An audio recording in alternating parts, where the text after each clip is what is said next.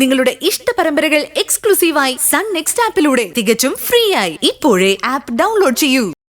സംസാരിക്കുന്നതിനിടയ്ക്ക് ദേവിക നിന്റെ അച്ഛനോ വല്ലതും എന്റെ പേര് അവരോട് പറഞ്ഞു? അല്ല, വേറൊന്നും കൊണ്ടല്ല, ഇങ്ങനെ ഒരാൾ കൂടി ഈ വീട്ടിലുണ്ടെന്ന്. അതില്ല, അവരിങ്ങോട്ടാ ചോദിച്ച. ഇവിടെ ശരത് എന്ന് പറയുന്ന ഒരാൾ താമസിക്കുന്നില്ലേ? അയാൾ ആരാ? എന്ത് ചെയ്യുന്നു? നേരത്തെ എവിടെയാ താമസിച്ചിരുന്നത്? ഇപ്പൊ എവിടെ പോയി? എന്ന് തിരിച്ചു വരുന്നൊക്കെ ഒരു ലേഡി ഓഫീസറാ ചോദിച്ചത്.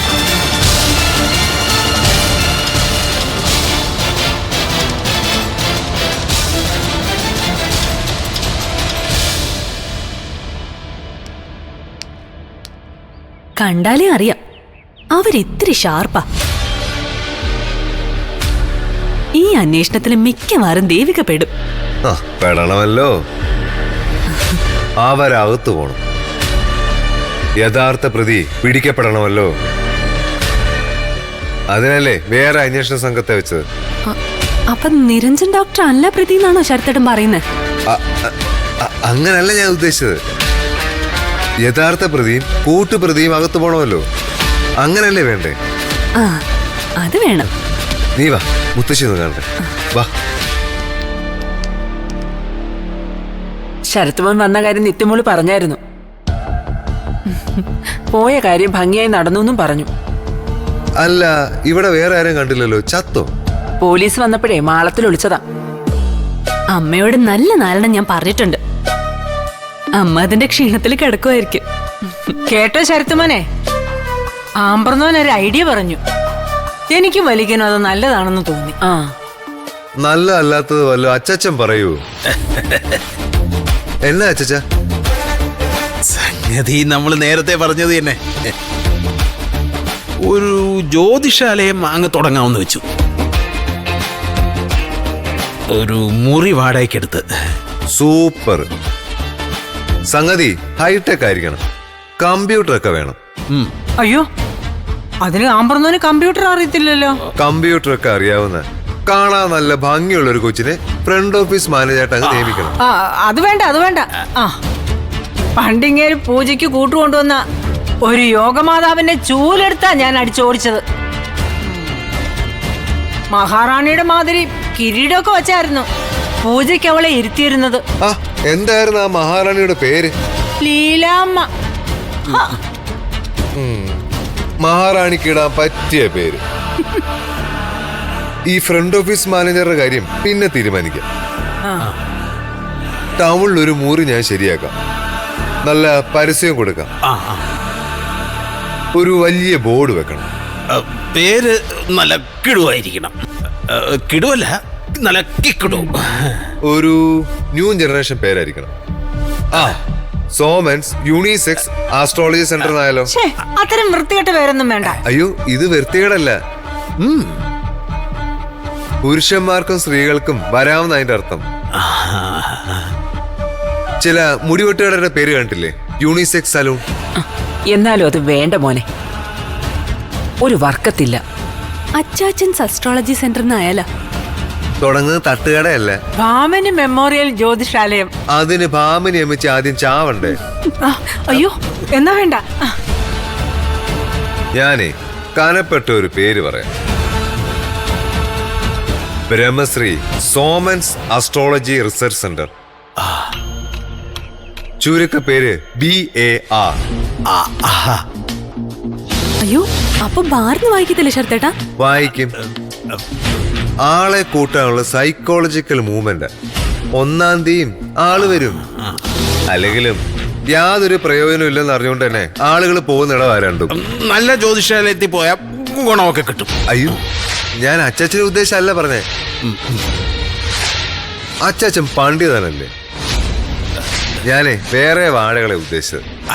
അത് പറ.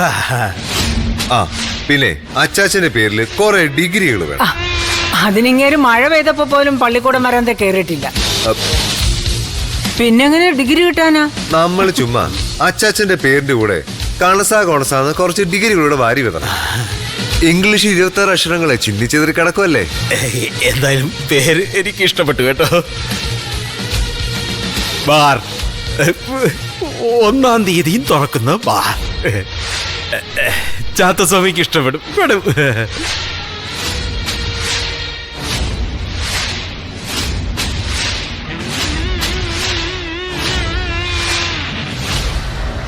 ആ സർ, എന്തായാലും ഇന്ന് പൊന്നുമണിയെ കാണുമ്പോ വക്കീലിന്റെ കാര്യങ്ങളൊന്ന് സംസാരിക്കണേ. ചന്ദ്രലേഖ, അങ്ങനെയാ അവരുടെ പേരെന്നാ സിദ്ധു പറഞ്ഞത്. കമ്പ്യൂട്ടർ പഠിക്കാൻ പൊന്നുമണി ടൗണിലേക്ക് വരുന്ന സ്ഥിതിക്ക് വക്കീലിനെ അവരുടെ ഓഫീസിൽ പോയി ഒന്ന് കാണാമല്ലോ. ആ ശരി സർ. ആ എന്നാ പിന്നെ യാത്ര നടക്കട്ടെ.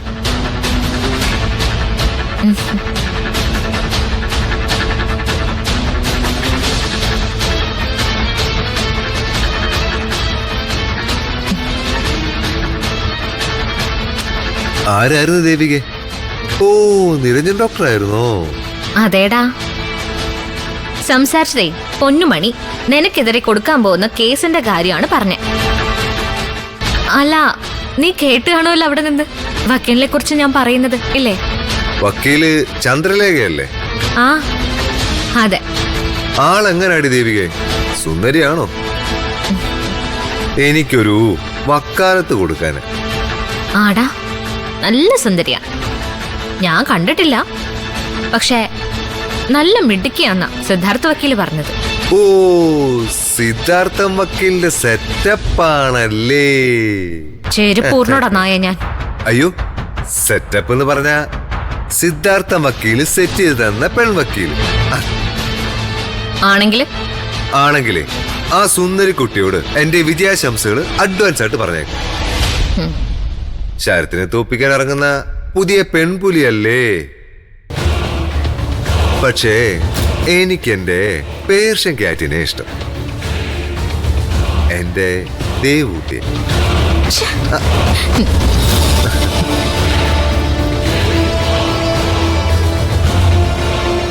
അടി വേണ്ടെങ്കിൽ വഴിന്ന് മാറടാ. മംഗലശ്ശേരി നീലേണ്ട പറഞ്ഞ എന്നും മുണ്ടേക്കൽ ശേഖരൻ വഴി മാറിയിട്ടേ ഉള്ളൂ. പക്ഷേ ഞാൻ പറയാൻ വന്ന് നീ കേക്ക്. എന്ത്? ശേഖർ എന്ന കുതിരപ്പടയാളിയെ നീ രണ്ടും കൽപ്പിച്ച് കളത്തിലിറക്കുവാന്ന് കേട്ടു. നീ കൊടുത്ത കാശ് കൊണ്ടാണെന്ന് തോന്നുന്നു. അവൻ കുറെ ആപ്പിളും ഓറഞ്ചും ഒക്കെയായി കാലൊടിഞ്ഞു കിടക്കുന്ന സമന്റെ വീട്ടിൽ ചെന്നു കേട്ടു. ചെന്ന് കാണും. എന്നെ പറ്റിയുള്ള വിവരശേഖരണമാണ് ലക്ഷ്യമെന്ന് ഊഹിച്ചു. ഊഹിക്കണ്ട, അത് തന്നെ. അതിന് നിനക്കെന്താടാ? പിന്നെ എല്ലാ കാലവും നിന്നെ ആട്ടും തോലിട്ട് നടക്കാൻ മറ്റുള്ളവർ സമ്മതിക്കോ? എനിക്കൊന്നുമില്ല. എനിക്കൊരു പുല്ലും സംഭവിക്കത്തുമില്ല.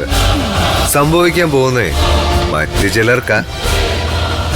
നിന്നെ ഞാൻ കൊല്ലില്ല, പക്ഷേ നിന്റെ കൂടെ നിൽക്കുന്ന ഒരു വീട്